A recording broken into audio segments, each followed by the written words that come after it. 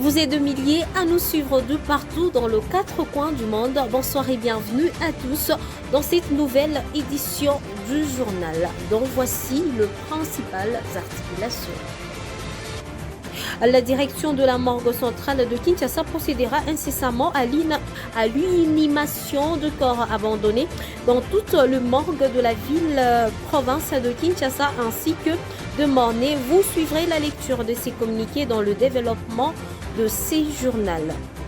Entre titres, le ministre de la Justice et garde de Sceaux, Constant Mutamba, a intimé l'ordre à tous les directeurs de prison d'appliquer strictement la loi sur le régime pénitentiaire et d'améliorer les conditions carcérales en République démocratique du Congo. Une fois de plus, bienvenue à tous. Mercredi 21 août 2024, à Kinshasa, il s'est tenu la réunion du conjoncture économique sous la présidence de la première ministre Judith Suminwa Tuluka.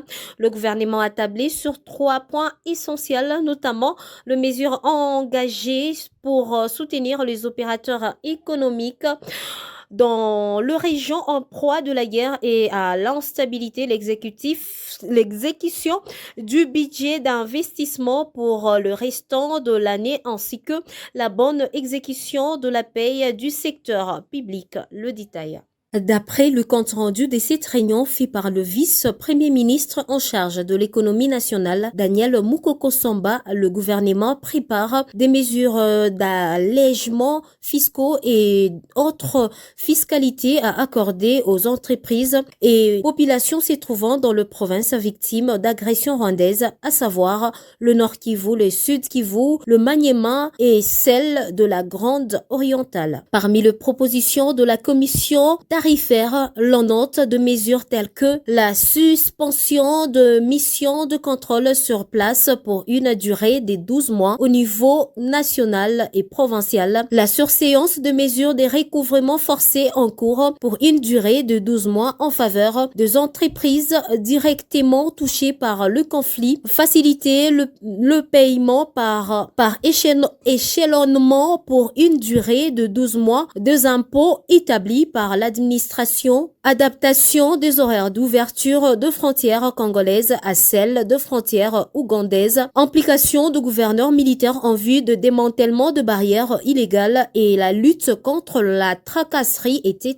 A-t-il fait savoir. Le patron de l'économie nationale en République démocratique du Congo a également souligné que ces mesures d'allègement fiscaux, non fiscaux, parafiscaux ainsi que de fiscalité douanière en faveur de provinces concernées feront l'objet d'un décret de la première ministre après débat au Conseil de ministres. Je l'ai annoncé tout à l'heure, le ministre d'État en charge de la justice et garde de Sceaux s'est entretenu avec le directeur de prison de toute la République démocratique du Congo au cours d'une cérémonie organisée mercredi 21 août 2024. Je vous prie de suivre Constant Mutamba dans cet extrait. Je ne suis pas là pour m'attaquer aux magistrats. C'est une mauvaise interprétation des choses. Je m'attaque à tous les réseaux mafieux qui jonchent notre système judiciaire et pénitentiaire. Et dans ces réseaux, vous trouvez des magistrats, vous trouvez des avocats, vous trouvez des justiciables eux-mêmes. Vous trouvez des huissiers, vous trouvez des greffiers, etc. De même pour vous, je ne m'attaque pas au directeur des prisons. Je ne suis pas là pour pouvoir faire la chasse aux sorcières. Pour preuve, tous ces directeurs que j'apprécie, je les ai trouvés. Mais ils se sont adaptés.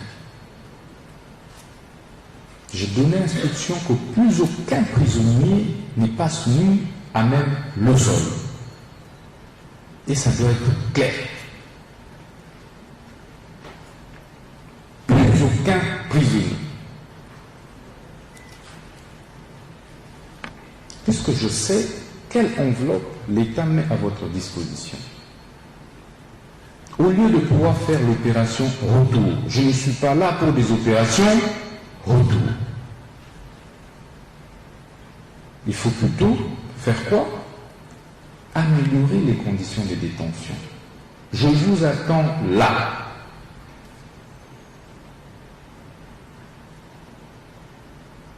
Ceci va permettre d'améliorer l'image du pays au niveau international. Donc, le développement est une question de volonté et non des moyens. C'est tout comme l'éthique. L'éthique n'est pas une question de moyens, mais de volonté. 5 syndicats de magistrats ont été reçus mercredi par Dieudonné Kamouleta Bordibanga, président de la Cour constitutionnelle et du Conseil supérieur de la magistrature, dans un contexte de tensions croissantes entre le magistrat et le ministre d'État en charge de la justice, Constant Moutamba. Lors de cette rencontre, le président du CSM a exhorté le magistrat à se démarquer de pratiques conflictuelles et à privilégier le dialogue avec les autorités compétentes, notamment le ministre de la Justice. Il a également insisté sur l'importance pour le magistrat, voulais-je dire, de se comporter en homme et en femme d'État, rappelant que les différends doivent être résolus par le biais de procédures appropriées et non par de confrontations publiques. Autre chapitre, le Royaume-Uni et la RDC ont renforcé leur partenariat avec l'annonce de nouveaux investissements et de financements dans plusieurs secteurs. C'était la semaine dernière lorsque le ministre britannique pour l'Afrique a souligné l'importance stratégique de ces partenariats pour les deux nations. Rendons-nous dans la partie est de la République démocratique du Congo. La notabilité du Grand Kivu appelle son fils Bissumwa, président du M23, à revenir à la raison en donnant la chance à la paix et de tourner le dos à la rébellion. Le président de cette communauté rappelle qu'il n'y a aucun membre de la communauté Bashi qui les engage sur le front ou dans la guerre, si ce n'est qu'en se rangeant derrière les forces armées reconnues, a déclaré Joseph Kinzo. Suivez. Et le dialogue doit être permanent entre nous. D'où viennent ceux qui nous écrasent? Ils viennent de l'extérieur, mais en complicité avec les nôtres dans nos communautés. Personnellement, je suis président, c'est vrai, et je remercie Leur Majesté nos Bami qui ont jeté leur dévolu sur ma modeste personne pour présider au destin de ce grand Kivu uni. Je suis aussi président national de la communauté Bashi Bahavu. Nous avons un de nos fils et tant d'autres qui s'engagent dans la guerre et qui pensent qu'ils nous représentent. Je voudrais ici vous dire, il n'y a aucun membre de la communauté Bashi qui nous engage sur le front ou dans la guerre, si ce n'est qu'en se rangeant derrière nos Mapinga, derrière nos forces armées reconnues et loyales. Et toute personne qui ose le faire, il est d'abord ennemi de Bashi. Ennemi. La morgue centrale de Kinshasa procédera prochainement à l'inhumation de corps de personnes indigentes abandonnées ainsi que des enfants morts-nés au cimetière Fula Fula de Maluku. Suivez cet élément de votre rédaction. La direction de la morgue centrale de Kinshasa informe le public qu'elle va procéder dans les jours à venir à l'enterrement des corps de personnes indigentes abandonnés et morts-nés provenant de toutes les morts de la ville-province de Kinshasa. Cette opération se fera à la lumière du jour au cimetière de Fula Fula dans la commune de Maluku. Succès, elle prie à la population de ne pas paniquer car elle veillera à la dignité et au respect dû aux morts. Faite à Kinshasa le 21 août 2024 pour le comité ad hoc,